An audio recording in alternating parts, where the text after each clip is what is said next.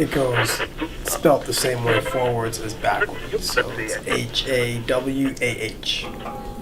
HawaH. What's up, people?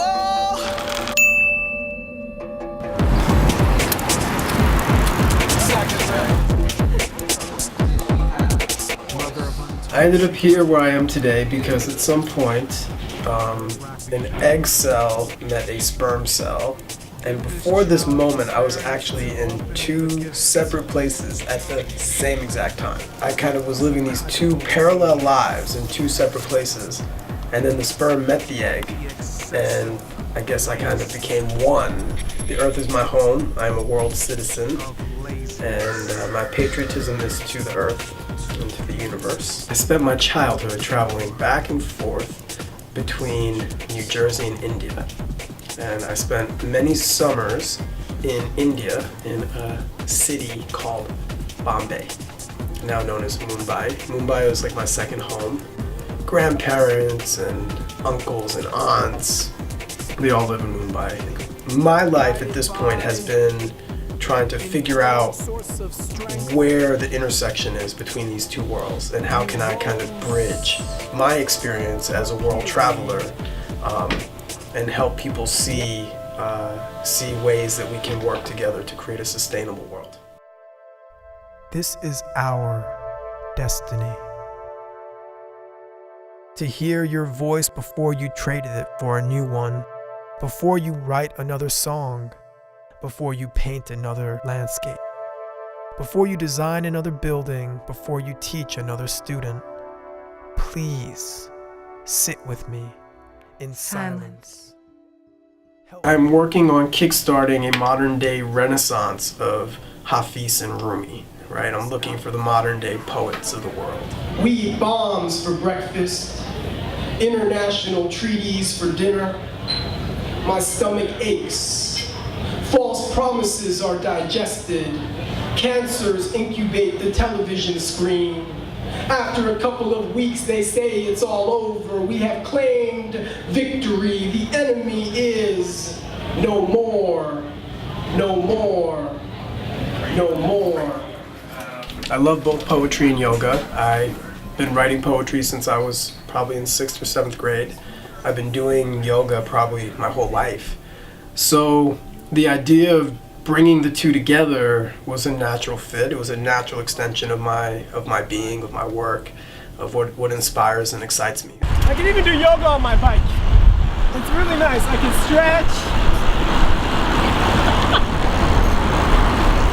Keep the hamstrings open. The book will be hopefully raising a lot of money for One Common Unity that I helped to start 10 years ago. One Common Unity, a 501c3 grassroots nonprofit organization located in our nation's capital, has been supporting a movement for peace education and the building of a nonviolent culture through music and art. The organization's primary goal is to use the arts and to use music to educate and inspire people to live more nonviolently and to learn how to tap into their unique potential as individuals that are part of a community. I'm not an artist. I've never been schooled in art. I've never taken any art classes except for once in 7th grade.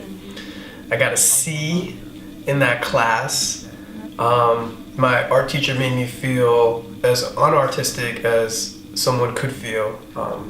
And actually after that class, I never took art again.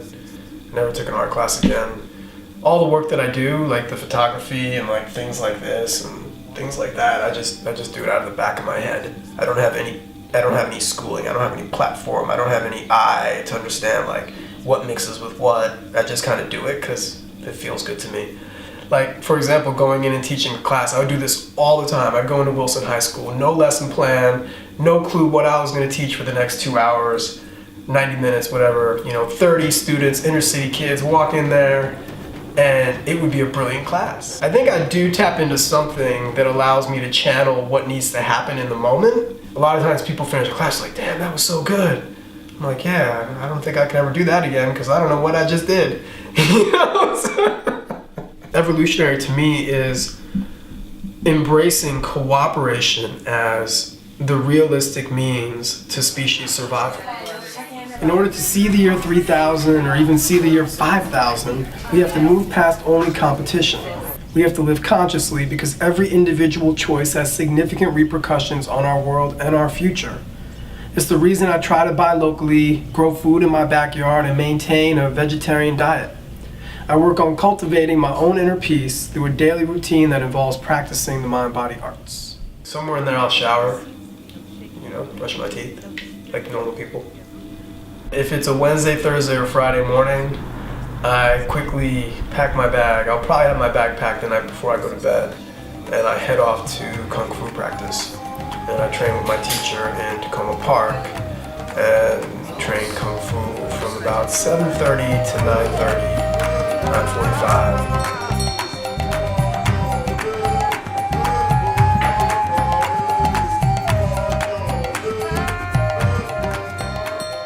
My hope is that when I die, that I really feel I gave all I could give. That I really woke up every day with the intention of healing.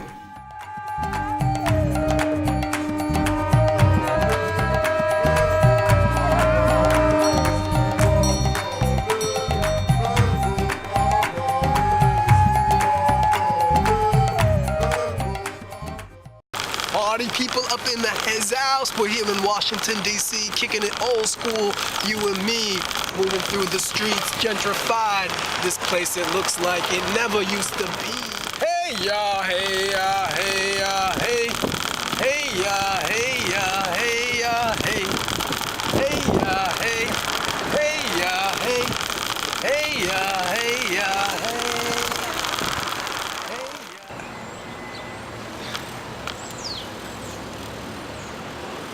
We're making a movie. I hope this thing is really recording. What if it's not recording?